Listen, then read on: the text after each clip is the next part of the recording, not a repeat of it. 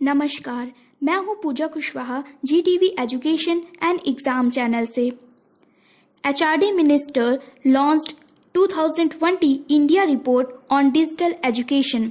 Minister of human resource development Ramesh Pokhriyal Nishank ने digital शिक्षा पर भारत रिपोर्ट 2020 को वास्तव में लॉन्च किया है। यह रिपोर्ट मानव संसाधन विकास मंत्रालय, राज्यों और केंद्र शासित प्रदेशों के शिक्षा विभाग द्वारा अपनाई गई नवीन विधियों पर विस्तार से बताती है, ताकि घर पर बच्चों के लिए सुलभ और समावेशी शिक्षा सुनिश्चित की जा सके और लर्निंग गैप को कम किया जा सके।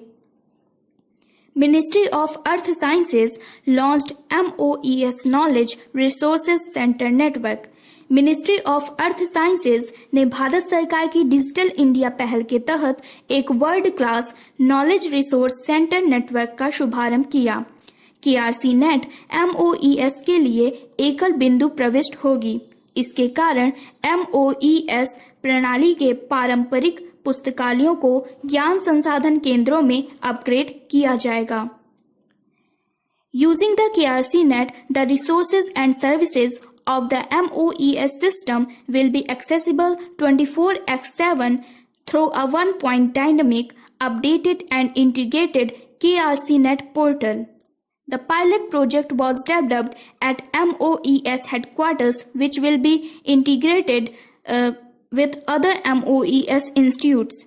KRC net will establish a total quality management system by securing ISO certification for documenting MOES knowledge resources, its maintenance, easy retrieval, and dissemination. The network will collect, collate, analyze, index, store, and disseminate the intellectual resources, products, and project outputs available in MOES headquarters and its institutes. It will develop and maintain an up-to-date metadata of the print and digital resources available in MOES headquarters and MOES institutes, including MOES services. KRC net aims to provide 24/7 access to subscribed knowledge contents through the KRC net portal. It will be used in the application of the information analytical tools and techniques like bibliometrics, cyanometrics, big data analytics, social media analytics, etc. for policy formulation, report preparation, and information dissemination. It will periodically organize training workshops to popularize the uses of electronic journal, databases, digital products, data analytics, etc. Union Minister Ram Vilas Paswan launched BIS mobile apps, BIS Care.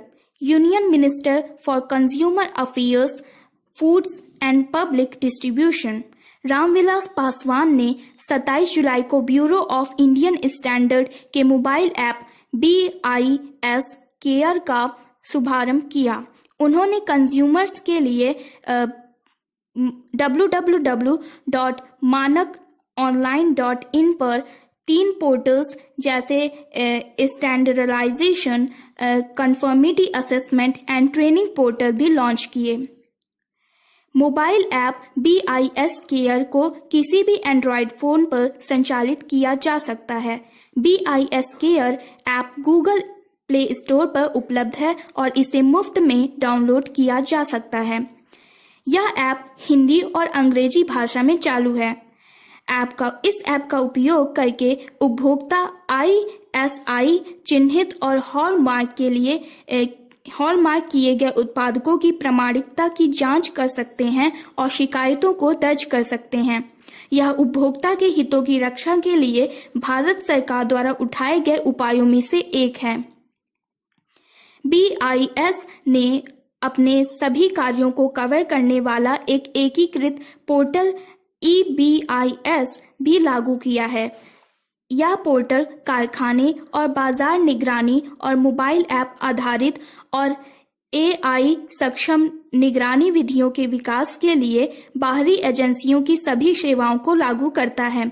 इसका उद्देश्य यह सुनिश्चित करना है कि उपभोक्ता मानकों और गुणवत्ता वाले उत्पादकों के बारे में जागरूक हों और उपमानक उत्पादकों की आपूर्ति को समाप्त करने के प्रयासों का हिस्सा बने।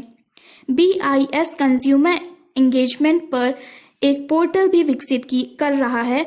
यह उपभोक्ता समूहों के ऑनलाइन पंजीकरण, प्रस्ताव प्रस्तुत करने और उसके अनुमोदन और शिकायत प्रबंधन की सुविधा प्रदान करेगा। DRDO launched Dare to Dream 2.0 contest for innovators and startups। Defence research and development organisation ने 27 जुलाई 2020 को पूर्व राष्ट्रपति और विख्यात वैज्ञानिक डॉक्टर APJ अब्दुल कलाम की 5वीं पुण्यतिथि पर अपने नवाचार प्रतियोगिता डेयर टू ड्रीम 2.0 लॉन्च की है।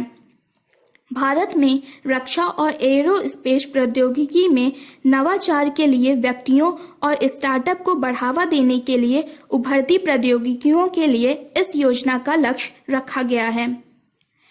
Dare to dream 2.0 dare to dream 2.0 देश के इनोवेटर्स और स्टार्टअप्स को बढ़ावा देने के लिए एक खुली चुनौती है। इस पहल के तहत एक विशेषज्ञ समिति द्वारा उचित मूल्यांकन के बाद विजेताओं का फैसला किया जाएगा। विजेताओं को स्टार्टअप के लिए 10 लाख रुपए तक और व्यक्तिगत श्रेणी को 5 लाख रुपए तक पुरस्कार दिया जाएगा। प्रतियोगिता इन काइंड माइंड्स के लिए है, चाहे इनोवेटर्स हो या startups. MOES launched mobile app Mausam for IMD। Minister of earth sciences ने इंडिया मेट्रोलॉजिकल डिपार्टमेंट के लिए मोबाइल ऐप मौसम लॉन्च किया। यह app latest tools and technologies के आधार पर मौसम पूर्वानुमान और चेतावनी सेवाओं के प्रसार को और बढ़ाएगा।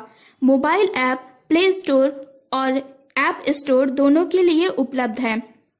मोबाइल ऐप को digital agriculture and youth team द्वारा संयुक्त रूप से semi arid tropics, Indian institute of tropical मौसम विज्ञान पुणे और भारत मौसम विज्ञान विभाग द्वारा संयुक्त रूप से डिजाइन और विकसित किया गया है।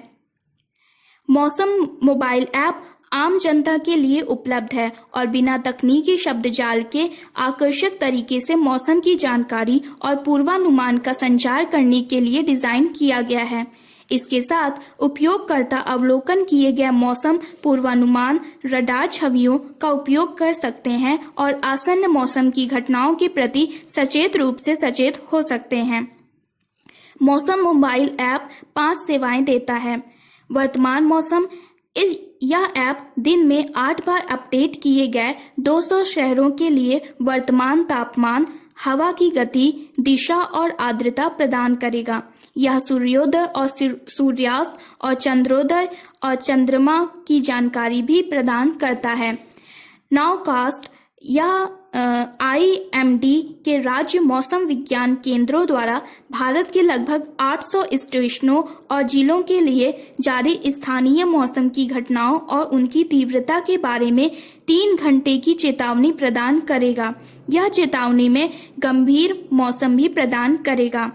शहर का पूर्वानुमान, यह भारत के 450 शहरों के मौसम की स्थिति के पिछले 24 घंटे और 7 दिवसीय पूर्वानुमान भी प्रदान करेगा। चेतावनी, खतरनाक मौसम के प्रति नागरिकों को आगाह करने के लिए ऐप रेड, येलो और ऑरेंज में अगले 5 दिनों के लिए सभी जिलों के लिए दिन में 2 बार अलर्ट देगा। रेड गंभीर श्रेणी के अधिकारियों से आग्रह करता है कि वे कार्रवाई करें।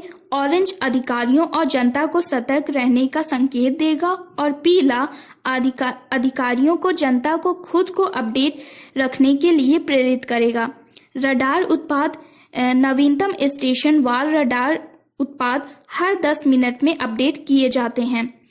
मौसम मोबाइल ऐप मौसम की जानकारी और चेतावनी के प्रसार के लिए एक महत्वपूर्ण उपकरण है। यह आकर्षक और उपयोगकर्ता के अनुकूल तरीके से विवरण प्रदान करता है जो जनता की आवश्यकताओं को पूरा करता है। अगर आपको हमारा यह वीडियो अच्छा लगा हो तो प्लीज़ इसे लाइक और शेयर करना ना भूलें।